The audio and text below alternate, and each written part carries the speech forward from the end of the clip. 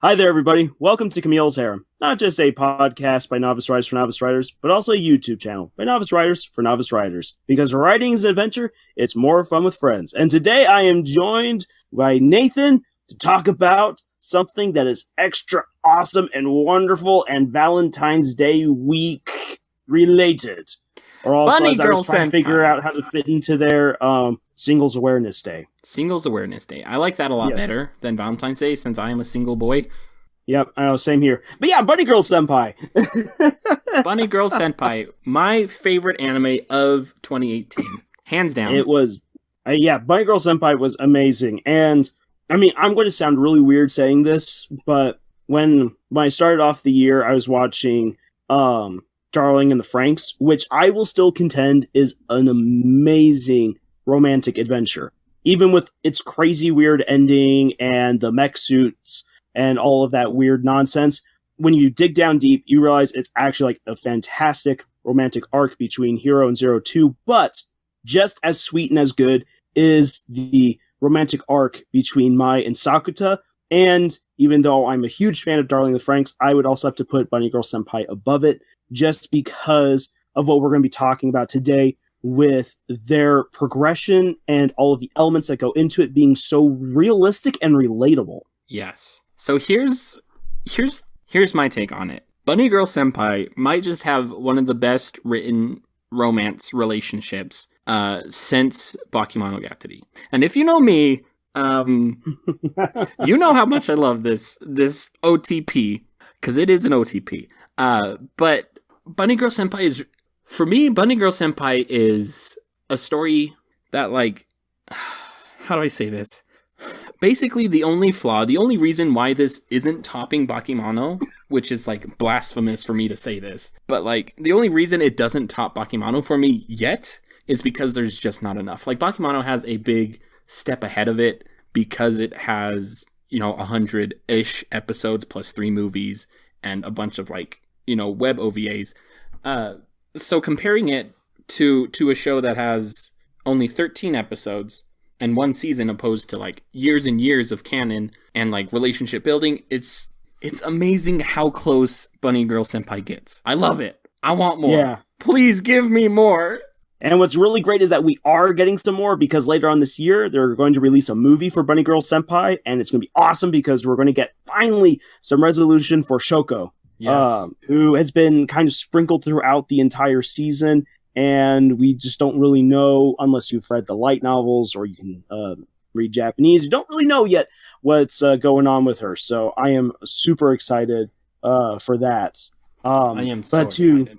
But to jump into the meat of the matter, which is Mai and Sakuta, I'm just going to say this. I think that, especially from a writer's perspective, one of the things that immediately sticks out to me about this particular story is how these two get together, and that they get together so early on. Yes. I almost felt my jaw drop by episode 3 when the confession came, and I was just like, wait, they're all getting together? And I almost wanted to flip my laptop, because I was like, ooh, this means that this amazing girl is going to get sidelined, and their witty banter, which was just so incredible. It was just so much great witty banter for 3 episodes, which just disappeared. That was my fear. Yeah. Oh yeah. And that's one thing that it has a leg up on Bakemono. Sorry, I'm going to be comparing this to Bakemono a lot because I think that's a very apt comparison, especially when it comes to the chemistry of these two characters. But that's one leg up because Bakemono, like, they spend a lot of time with Senjugahara in the first 5 episodes, and then she confesses, and then she doesn't necessarily get sidelined. Okay, no, she does get sidelined, and it infuriates me. She definitely does get her time to shine as the story progresses, but I would have loved to have more screen time with Senjugahara.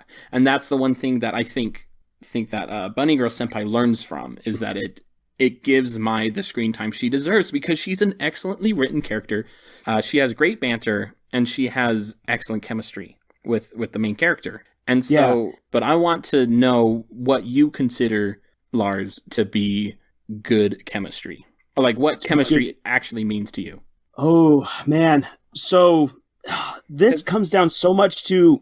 This is so subjective, because it, like, comes down to, like, the whole, like, love languages and whatnot. What and maybe this is why their relationship means so much to me, but it's because like my love languages are quality time and like quality time, words of affirmation kind of thing. So it means like you're talking, you're spending time with each other, and you see that so much at the beginning with Mai and Sakuta, just how much time they are spending together. And I mean, it's kind of necessitated because Mai is slowly disappearing as people forget about her, and Sakuta is one of the few people who still remembers her, and so she's clinging on to him to stay around.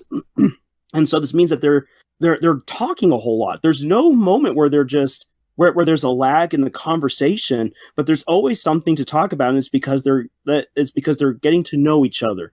And it's just neat because both of them always have a response to the other. It's kind of like a game to see who's going to have the last word, and neither one is going to let the other one have that. Right. And for me, like, that's their chemistry right there. They never tire of being around each other, and they never run out of things to say. And at least for someone like me who looks for that in the potential partner, like, that is something I'm just like, they got it. They got what I want.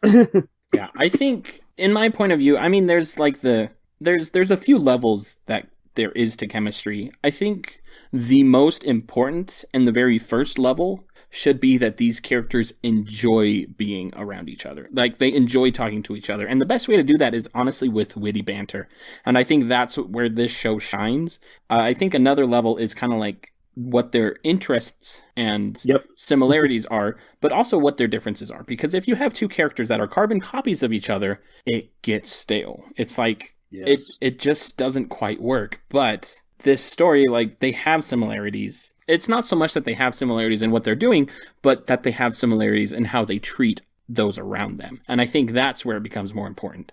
Not so much in like the superficial, like, interests and whatnot. Mm-hmm. And so it's like, these characters, in my mind, these characters have chemistry because they work both as a foil to each other, but also they have that common ground that they share, and it's just a blast whenever they are in the same scene together. And that's, I think, how you know if you've written a good romance, is when you, as the author, looks for any excuse to write these characters together because they're just so much fun to write.